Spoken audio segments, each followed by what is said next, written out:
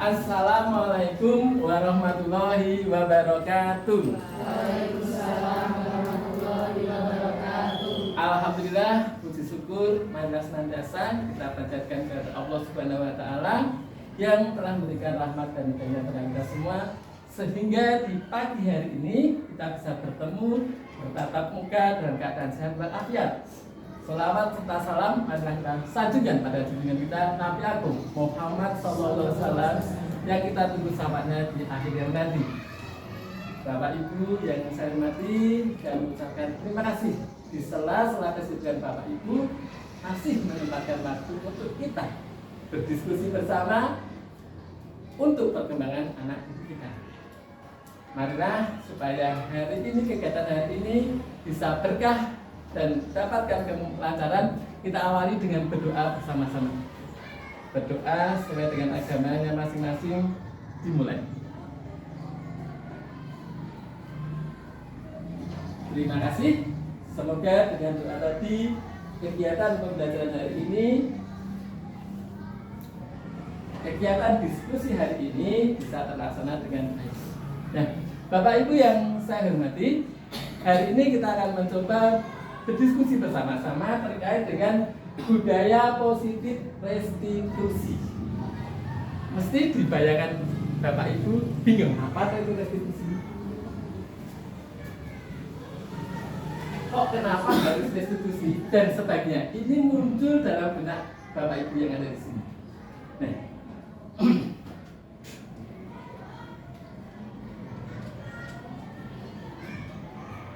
budaya positif restitusi ini dilaksanakan karena ternyata di sekolah atau di rumah atau di mana saja ini muncul beberapa masalah yang menimpa anak-anak kita yang terjadi, dan kita harus bijaksana dalam mengantisipasi. Salah satunya adalah perundungan, bullying. Saya mencatat ada beberapa kali anak-anak kita itu membullying, ngejeknya sama temennya, ngejek sama orang tuanya, bahkan kita itu orang tua sering dikatakan bahan ejekan ini kan sesuatu yang sangat miris ya. Apabila ini tidak ditangani dengan bijaksana, maka akan muncul yang namanya hibah. Sakitnya itu di sini karena lagu siapa gitu ya. Sakitnya itu di sini gitu ya. Jadi menjadi sebuah bom waktu yang ketika itu nanti akan meledak ketika suatu saat punya kesempatan saling balas membalas, akhirnya malah terjadi perkara. Itu yang dikhawatirkan kita. Dan yang keduanya ini membolos.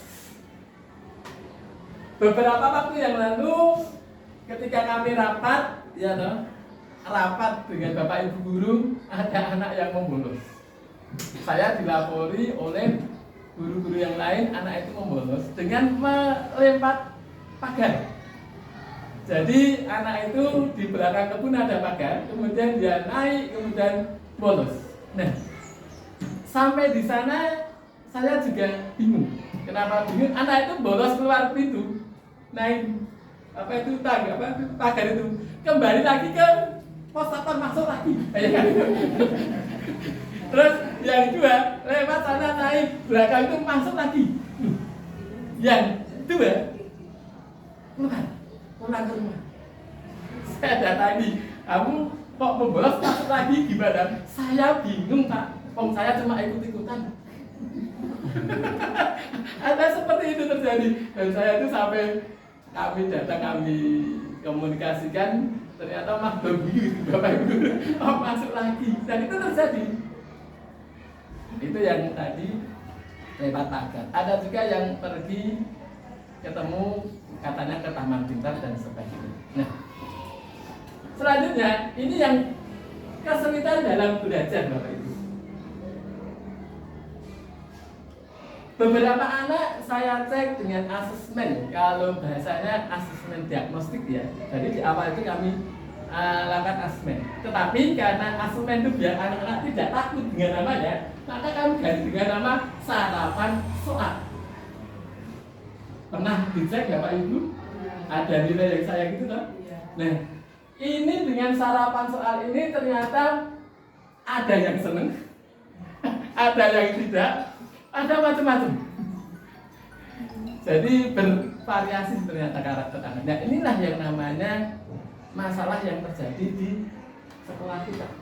Mungkin nanti kalau kita pas ada di masyarakat muncul lagi yang berbeda. Apalagi sampai di rumah sudah pulang kerja capek, mana yang bikin emosi, wah pernah nggak terjadi seperti itu? Iya, nah ini yang harus kita antisipasi. Bagaimana menjaga kesabaran kita, mood kita, supaya anak itu tidak takut sama kita. Jangan sampai anak kok takut sama orang tuanya. Waduh, bahaya itu. Gitu ya Bapak Ibu. Ini awal kita menyampaikan kenapa kok restitusi harus dilaksanakan, harus disesuaikan dengan karakter anak.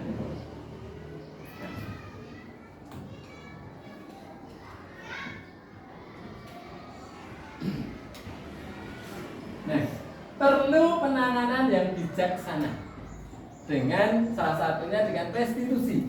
Ada berbagai macam budaya positif, tapi saya ambil bagian restitusi yang nanti akan kita terapkan baik di sekolah maupun di rumah. Kalau tidak dengan anak didik kita, ya dengan anak kita.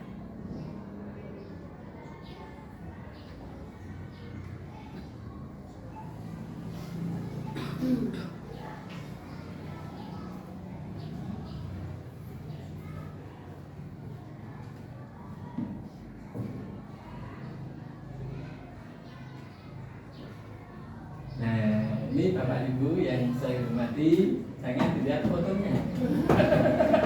Tapi dia materinya gitu ya Bapak ya. Komunikasi yang efektif, enak itu akan menjadi kita lebih paham. Ini Bapak Ibu, restitusi adalah proses menciptakan kondisi bagi murid untuk memperbaiki kesalahan mereka, sehingga mereka bisa kembali pada kelompok mereka dengan karakter yang lebih kuat. Terkadang ketika anak-anak kena bully atau kena apa, nangis, dia akan bertemu dengan temannya lagi malu, bahkan rasa minder dan takut. Akhirnya efeknya adalah tidak berangkat sekolah gara-gara takut. Pernah terjadi. Bahkan ada wali murid yang datang ke saya, Pak, anak saya tidak berangkat jujur bukan karena sakit tapi takut, Bu. Itu kan sakit hati. Setelah kita cek ternyata ya ini tadi, mereka tidak mempunyai kekuatan dalam dirinya untuk bisa kembali lagi ke kelompoknya dengan semangat yang lebih kuat lagi. Ini yang harus kita dandani bersama-sama. Kalau hanya saya sebagai gurunya tidak dibantu dengan guru-guru yang lain atau wali murid yang lain, nanti akan berat. Karena yang namanya pendidikan kan dipengaruhi oleh 3. Yang pertama faktor keluarga, kedua adalah sekolah, ketiga adalah lingkungan masyarakat. Kalau di sekolah kita sudah mengupayakan dengan sebaik mungkin dan sebagaimana mestinya, tapi kalau di keluarga tidak didukung oleh pihak orang tua, apalagi nanti dengan godaan masyarakat sekitar, Bu, sini sudah membaiki, kembali sini hancur lagi, ini balik lagi.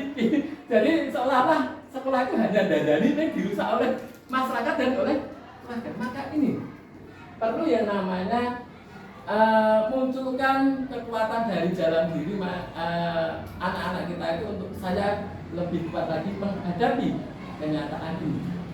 Jadi anggap aja masalah itu adalah awal dari sebuah keberhasilan, suksesan yang tertunda. Tapi kalau tidak bisa mengatasi masalah, ya nanti akan terbawa masalah, akhirnya down terus. Ada masalah itu bukan kita hindari, tapi kita pecahkan, kita cari solusi yang terbaik. Itu ya Bapak Ibu bisa menangkap ya. Jadi moga-moga ini juga berguna. Nah, ini yang membedakan antara restitusi dan yang lainnya. Karena kalau kita lihat, misalkan Zaman dulu ketika saya jadi guru, ya ada anak yang salah, saya langsung marah. Tetapi marahnya itu bisa diterima oleh orang tua. Bahkan dulu waktu saya SD, saya ditendang sama guru saya. Orang tua saya nggak protes. Saya cerita dulu pas waktu pelajaran bahasa Inggris, saya itu duduk, kaki saya di atas itu ditendang langsung. Orang tua saya satu kali tidak marah. Ya, bahkan saya belajar bahasa Inggris jadi seneng. Akhirnya nilai bahasa Inggris saya itu 90 banyakan itu. Zaman dulu SMP itu, gara-gara ditendang dapat nilai 90 itu karena saya harus bisa membuktikan bahwa saya bisa. Ditendang saya sampai juga, jadi saya posisi duduk di kursi gini Bu, kaki saya gini, 2 hari belakang langsung ditendang. Saya tanya, Anda nggak sempat? Sudah sampai sudah dibalik. Saya cerita sama orang tua, tidak marah, malah seneng bapak ibu saya itu. Tapi ternyata di balik itu ada motivasi yang tersembunyi mungkin dari dalam diri saya. Nah sekarang saya nendang murid, saya didatangi KPAI, ya toh, saya didatangi wali murid, bahkan polisi lapor-laporan gitu. Saya dipanggil tidak apa, jadilah saya nanti. Jadi inilah yang harus kita tekankan di sini bapak ibu. Bahwa sesuatu itu masalah ada solusinya, karena di balik kesulitan ada kemudahan. Itu ya bapak ibu ya. Ini salah satunya adalah testis itu bukan untuk menebus kesalahan, tapi untuk belajar dari kesalahan. Bu, salah aja digunakan untuk belajar tentu. Itu era sekarang itu. Jadi orang berbuat salah ternyata bisa digunakan untuk belajar dari kesalahan. Datang pertama, anak-anak ada PR apa enggak? Ada yang tidak, dan sebagainya. Oh, ternyata seperti ini. Setelah dicek, oh ada. Yang tadi bilang, enggak ada pak. Ternyata enggak ngerjakan. Ya, inilah yang namanya belajar kita. Kita diskusi kita dari bersama kenapa ini dan sebagainya. Akhirnya, oh seperti ini. Inilah berada jadi guru ya kan itu. Nah, selanjutnya memperbaiki hubungan personal individu itu harus diperbaiki. Ketika saya mendiskusi anak-anak saya, jangan sampai anak-anak itu takut dengan saya. Jangan sampai pula takut dengan teman-temannya, jangan sampai pula takut dengan guru yang lain. Ya. Selanjutnya adalah tawaran bukan paksaan. Kita menawarkan sesuatu kebaikan bukan memaksakan. Jadi kalau misalkan kamu harus gini dan sebagainya, nanti anak-anak itu malah blank. Karena apa? Sekarang gitu ya. Keinginan orang tua itu segini, tapi kemampuan anak mungkin malah segini.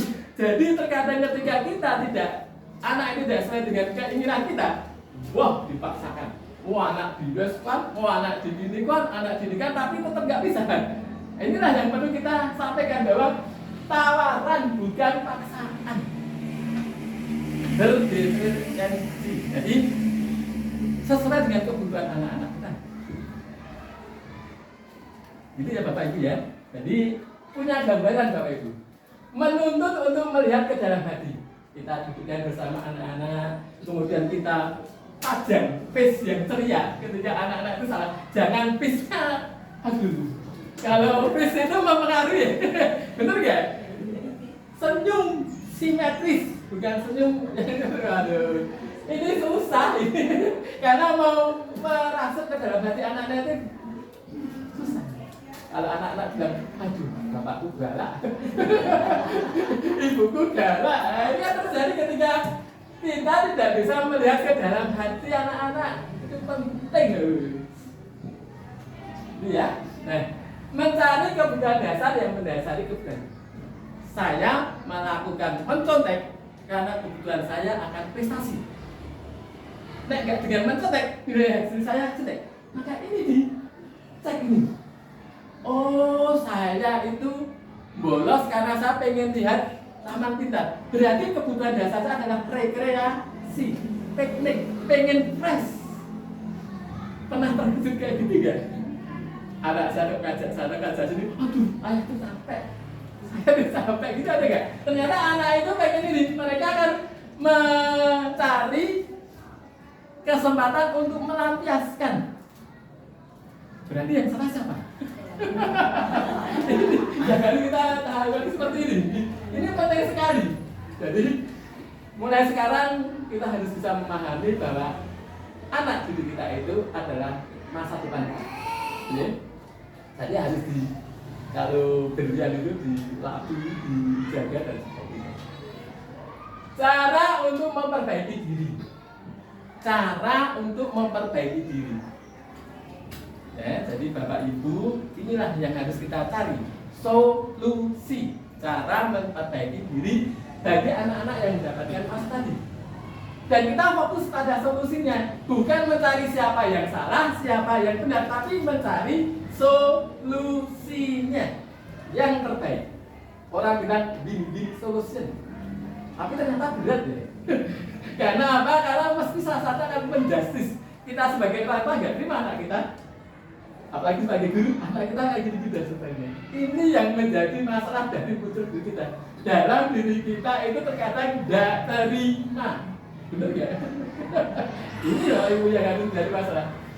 Dan yang saya adalah mengembalikan murid yang berbuat salah pada kelompoknya. Ini yang agak berat. Kadang kalau sudah berbuat salah itu kadang bisa diterima, kadang tidak. Dan ini yang harus menjadi cara kita untuk mengatasinya masalah kita. Sana ngerubis sini, sana ngerubis sini. Ada yang mau masuk data, yang kemarin berbuat salah, kadang diterima, kadang ditolak. Ini terjadi tidak hanya pada anak-anak, orang tua pun juga. Moga-moga nggak terjadi pada bapak, nggak ada di sini. Itu Bapak Ibu ya. Saya lanjutkan dulu.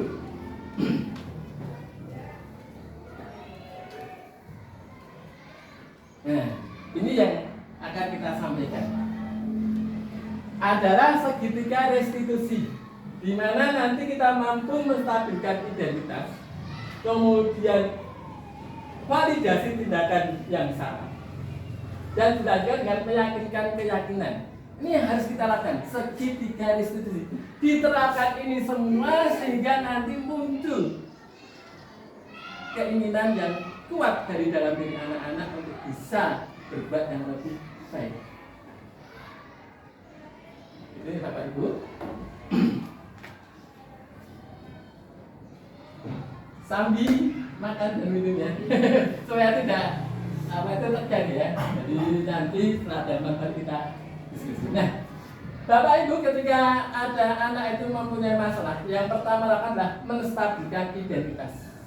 Ketika menstabilkan identitas, wajah kita harus teriak. Suara kita ditekan tidak agak keras, tapi yang bisa diterima oleh anak dan menyejukkan. Jangan sampai teriak-teriak, mata merah dan sebagainya. Ini nanti anak ketemu wajah dan takut. Maka itu anak kita. Nah, yang pertama, guru atau orang tua atau siapa aja, Anda akan berkata ketika anak-anak berbuat salah, nak sini duduk. Kita ngobrol sama berdua. Nah, yang disampaikan adalah pertama, berbuat salah itu manusiawi. Ada anak yang mencontek. Nah, mencontek itu manusiawi. Dulu saya juga pernah mencontek ya. Tapi yo itu jangan menjadikan argumen nanti, oh bapak pernah mencontek ya tidak. Tapi kita nanti memvalidasi dulu. Penting seperti itu supaya anak tidak down. Karena ketika nanti dipanggil oleh orang tua maupun guru mesti deg-degan. Seperti saya ketika saya dipanggil Pak sekolah mesti deg. Nek langsung dengan suara yang agak menuki, down saya. Sama dengan ketika kita ketemu dengan anak kita sampaikan dengan bahasa yang bagus. Ya, tapi yang bijaksana. Ya. Tidak ada manusia yang sempurna kecuali Nabi kita Muhammad SAW. Kita sampaikan dulu. Jadi anak itu sudah berbuat salah, ya kita sampaikan dulu dengan komunikasi ini, dan kita pasti bisa menyelesaikan masalah. Nah, ini muncul dari penguatan kita. Bapak Ibu ya tertarik untuk menyelesaikan masalah, bukan tertarik siapa yang katakan itu benar, itu salah. Bisa punya gambarnya ya, Bu ya? Jadi ini nanti tolong diingatkan kalau perlu difoto. Di foto nanti ketika anak saya salah itu harus pertama menstabilkan ini. Ya, menstabilkan ini dengan berkata yang seperti ini. Supaya apa? Supaya ini nanti menjadi pengalaman kita dan dipraktekkan baik di sekolah maupun di rumah. Ini penting banget ini. Ya. Nah, selanjutnya ini validasi tindakan yang salah. Tadi kan sudah ketahuan toh mencontek atau membolos. Nah, kita bisa mengatakan kamu bisa melakukan hal yang lebih buruk tapi kamu tidak melakukannya. Bisa kamu itu lari atau apa atau nggak pernah sekolah atau apa, tapi kamu hanya membolos. Itu masih ada posisinya tidak sama nggak? Dalam bahasa memvalidasi salahnya tadi. Kamu pasti punya alasan mengapa melakukannya. Ini yang jadi kunci. Anak-anak itu melakukan sesuatu mesti punya alasannya. Ya toh, saya nggak belajar pasti punya alasannya. Ternyata setelah saya cek anak saya nggak belajar nonton sinetron Korea. Waduh.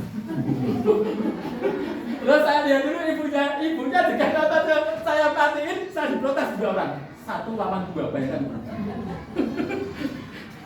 Simpel di rumah itu. Tapi asiknya di situ karena ada komunikasi. Yang penting itu ada komunikasi. Nah, ini maukah kamu belajar cara lain untuk memenuhi kebutuhanmu? Oh, ternyata anak saya itu sama istri saya itu butuh hiburan. Hiburannya nonton sinetron. Nah, itu dimatikan. Waduh. Iya. Itu terjadi nggak pada bapak ibu yang ada di sini? Bukan. Oke. Nah, kamu melakukan ini apa pentingnya buat kamu? Jadi kita mulai menarik. Oh, kok kamu kayak gini nih? Penting kamu itu apa? Manfaat untuk kamu itu apa?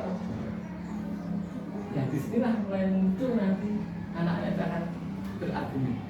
Tapi ingat loh, ketika anak-anak beralasan itu sekarang anak-anak pintar banget cari alasan. Tapi bagaimana kita mengarahkannya?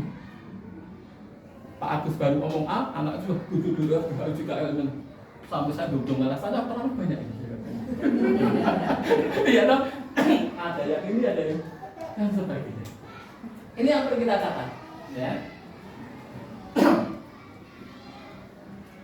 Nah, ini kalau sudah pada validasi kita menanyakan keyakinan. Nah, kamu kayak gini itu besok besar mau jadi apa? Suaranya agak dibuat mendayu-dayu. Ya. Apa yang kamu rasakan ketika kamu melakukan ini? Apakah bangga? Apakah menyesal? Apakah senang? Karena ternyata anak itu kalau berbuat salah senang banget. Temennya kosong senang banget. Wih, nah yang dulu ada yang nggak bawanya mati. Ini yang terjadi, Bapak Ibu. Apa nilai keyakinan yang kita telah sepakati bersama? Kalau anak-anak kelas 4 itu buat kesepakatan, kemudian dibuat keyakinan bersama bahwa ini loh, ada yang namanya sesuatu yang harus kita hargai, sesuatu yang harus kita hormati, sesuatu yang akan menjadi nilai bagi kita. Ini Bapak Ibu. Jadi tugas yang luar biasa yang ada pada diri kita itu ternyata tidak semudah. Oh, jadi ini orang bilang jadi guru itu gampang ya, ternyata setelah masuk sampai kemarin ada yang protes sama saya, Pak Agus kemana saya nggak tahu apa-apa kalau buat guru. Ya inilah, karena anak itu adalah jantung hati kita, buah hati kita. Kalau kita sudah sadar akan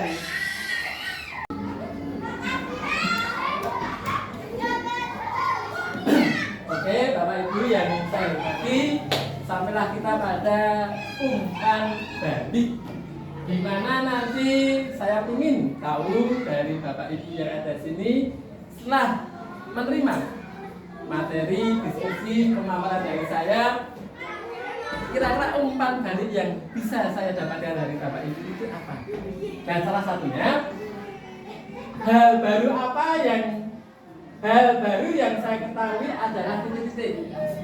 Maksudnya dari yang tadi saya sampaikan, apakah dulu pernah dapat apa belum? Monggo, siapa yang mau menyampaikan? Silakan. Hal baru apa yang saya ketahui? Silakan Bapak Ibu untuk menyampaikan. Setelah kita tadi bersama-sama memperhatikan paparan saya, adakah hal baru yang dapat diterima oleh Bapak Ibu? Coba, Ibu, boleh? Ya, monggo Ibu. Yang baru diketahui terhadap yang saya katakan. Monggo tutup jari gini, gimana? Monggo, oke. Silakan Bapak Ibu, hal baru apa yang diterima? Atau hal yang akan saya lakukan pada anak-anak kita nanti. Monggo Bu Ika bisa membantu.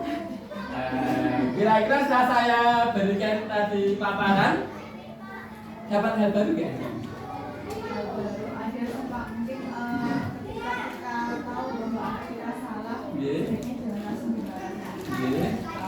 Mungkin penyampaiannya aja tapi jangan lebih pelan. Kita sambung juga itu salah. Apa ini ada sebabnya. Terus yang akan dilakukan mungkin ketika anak kita melakukan kesalahan itu sebaiknya kita jangan langsung memaafin lagi, terus kita beri apa ya? Beri pengertian bahwa yang kamu lakukan itu memang salah, sebaiknya jangan dilakukan.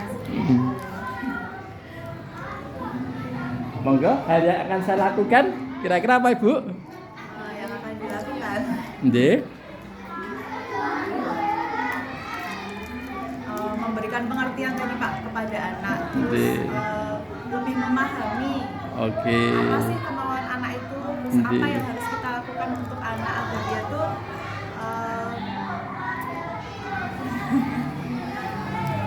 bisa menjadi yang lebih baik lagi, tidak melakukan hal yang sama, kesalahan yang sama. Oke, terima kasih. Ini dari sisi ibu-ibu, ya toh. Sekarang kalau sisi bapak-bapak. Karena terkadang anak itu kan mencontoh bapak dan ibunya. Coba monggo Bapak. Terima kasih. Nggih. Hal barunya ini baik juga tentang Nggih. institusi. Jadi kita bisa tahu perkembangan anak kita. Nggih. Terus kalau hal yang akan saya lakukan adalah kita akan membimbing anak kita di rumah supaya lebih giat lagi untuk mengikuti pelajaran. Oh, bukan yang kemarin, Pak. Terima kasih, tepuk tangan untuk Ibu dan Bapak ini. Luar biasa. Harapannya sangat besar. Karena apa? Karena anak kita nanti harapannya akan mengalami perubahan, gitu. Perubahan yang menuju ke yang lebih baik, ya toh. Nah, Bapak Ibu, adakah yang lain mau menyampaikan masukan atau saran terkait dengan ini atau umpan balik yang lain? Monggo, kalau ada yang masih perlu ditanyakan atau masih bingung atau apa saja gitu. Sudah? Oke. Itu kan katanya kalau anak mau sekolah Tujuh jari ya. anak itu apa ya moodnya berkurang, tapi terkadang justru anak itu yang bikin kita emosi Pak kalau pagi. Oke. Ini anak dia atau kadang gitu juga. Oke. Kadang orang tua ya cuma diam aja gitu aja. Oke. Yang membuat emosi malah anak kita. Oke, mesti membuat emosi ada masalahnya, ya toh? Ada sebabnya. Ya toh? Nah, oke, kita tampung dulu, ada yang lain? Oke. Ibu tunjuk jari tadi ya. Kalau misalnya anak itu kan kita udah bersabar ya Pak. Iya.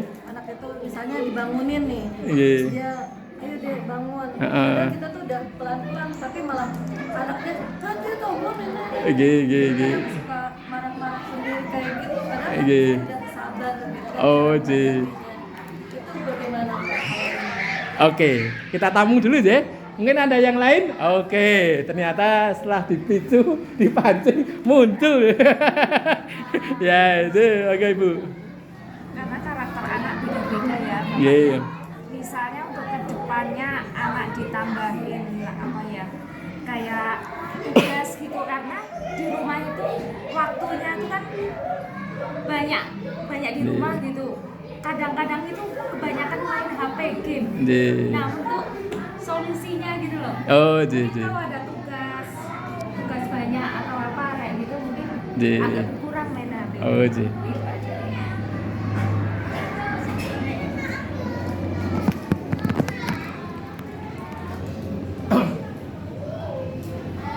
Terima kasih ya, ini luar biasa. Ternyata tidak hanya anak-anak, orang tua pun perlu dipancing ya untuk bisa melupakan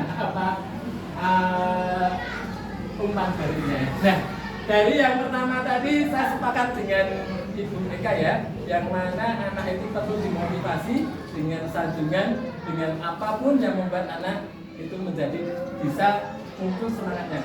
Tapi ingat di sini, ada yang namanya saya pernah baca, penghargaan itu malah menjerumuskan. Contohnya, nah kamu kalau nanti dapat SMP yang bagus atau dapat nilai yang bagus, akan saya beri HP misalkan. Nah, ternyata anak itu motivasinya adalah belajar karena ingin dapat HP, bukan untuk dalam diri kita. Sehingga yang terbaik adalah berikan kesadarannya. Tadi disampaikan bisa mengetuk hatinya biar anak itu termotivasi sendiri.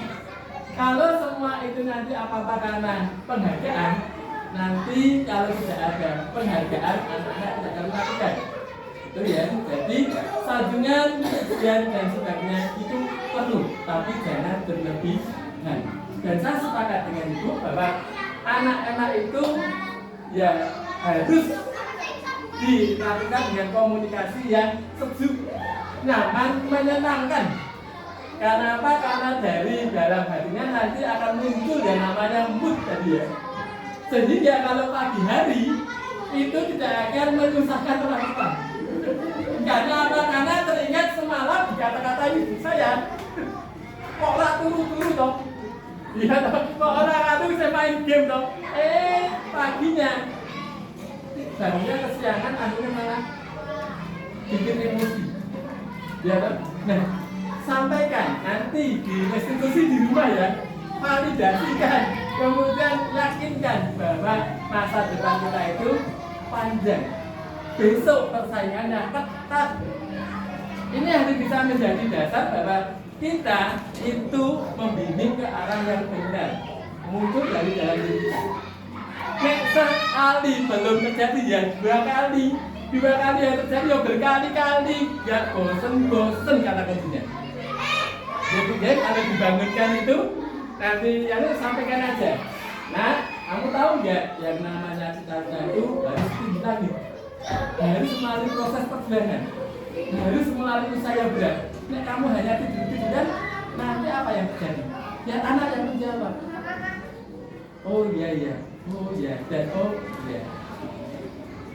Sekali mungkin nggak kamu, 2 kali. Terus kemudian ajak makan bersama. Loh, kita lihatkan. Dulu besok besar kita jadi seperti itu enggak? Coba itu yang besar sudah jadi kayak gini, enak ya? Jadi kita melihatkan fakta yang ada di lapangan supaya anak-anak mulai terbuka. Oh iya, masa depan itu dimulai dari hari ini. Gitu tadi ya.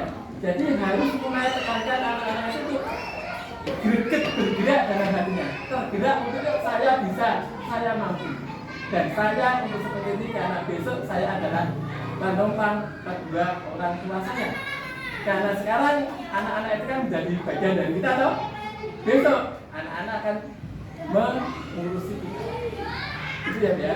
Terus kemudian yang tadi yang disampaikan oleh ibu tadi, bagaimana dengan anak-anak kalau sudah bermain game ditambah dengan tugas-tugas yang berat. Sebenarnya saya sudah menyampaikan ke sekolah, ada namanya literasi digital.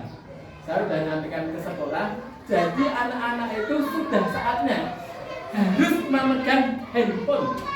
Kenapa? Karena kalau kita terlahir zaman dahulu tidak ada handphone, kita kan bisa belajar. Nah sekarang kalau tidak ada handphone, saya tanya, Bapak Ibu bangun pertama kali hadir apa? Nah, loh, anak yang mencontoh siapa? Bener nggak? Nah, kok orang tuanya memberi contoh buka HP, kok anaknya disuruh nggak boleh-boleh. Nah, inilah langkah kita untuk namanya literasi digital. Kemarin sudah saya sampaikan, saya ingin anak-anak kita itu pegang HP tetap. Karena apa? Nanti kalau tidak, itu kita ketinggalan teknologi. Kita nunu-nunu digebuyi wong liya. Praktek. Iya betul. Iya toh? Nah, sementara anak yang lain sudah puasa dan sebagainya. Nah, hanya kita mengarahkan. Ini loh yang positif, ini yang negatif. Itu ranah orang tua, karena kita. Coba kalau kalian cari tanpa pegang HP, wah bos, itu bisa. Saya bilang, ketemu anaknya nggak bisa, yang anaknya jauh, nggak bisa deh, ketinggalan HP, wah, gelisahnya ampun. Ini yang benar terjadi.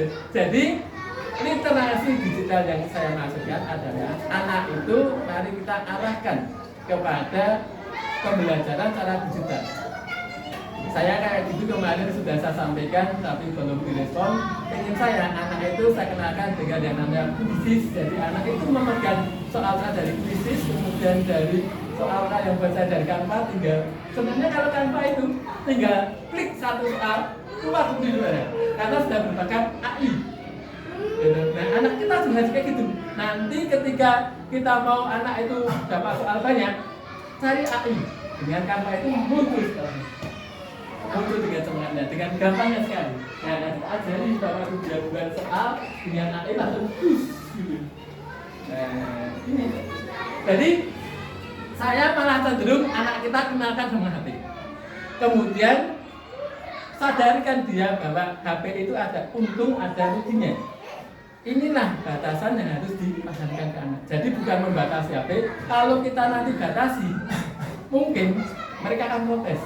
Sama dengan ketika kita nanti dibalas sama anak. Ada ibu, saya kan juga anak saya protes. Saya disuruh main HP dari jam sekian, tapi ada ibu kok pegang HP terus. Saya jawabnya gimana? Betul saya. Nah, orang tua nggak bisa memberi contoh. Inilah anak abad sekarang bisa beralasan dan kita kewalahan kalau menghadapinya. Benar-benar itu. Jadi saatnya kita menyampaikan ke anak ini yang boleh dibuka, ini yang tidak. Maka ada namanya literasi digital yang kalau nanti disepakati oleh sekolah, kami akan membuat yang namanya Google Classroom, di mana anak-anak itu materi ada di sana, soal ada di sana, orang tua juga bisa memantau perkembangan anak dan sebagainya. Tapi belum ada respon. Kalau ada respon, wow, keren. Setelah kita tidak kalah dengan sekolah-sekolah yang lainnya. Artinya sudah saatnya kita harus melompat lebih tinggi. Itu Bapak Ibu. Mungkin cukup sekian. Terima kasih sudah meluangkan waktunya.